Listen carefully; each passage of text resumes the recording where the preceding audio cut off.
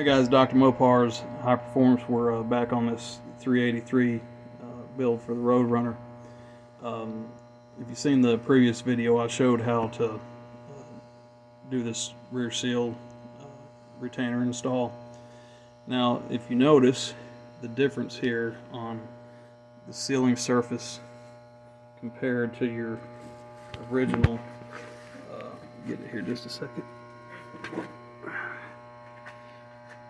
This is the one that came off, and you can see it's got a little chamfered channel here that typically, when it's up against the block here, we'll fill that up with RTV, smooth it out just to have extra protection for leak seals.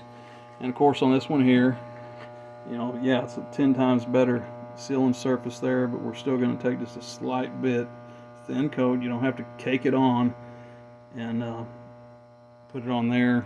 Use a high temp black, high temp gray, you know, something like that. But we're getting ready to put the bolts in here and get ready to put our windage tray gasket back on.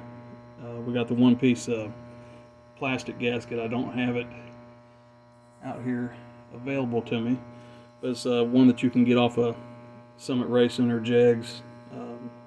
Save a lot of weight versus having the metal windage tray and running the two pan gaskets on there. Hope this helps you guys.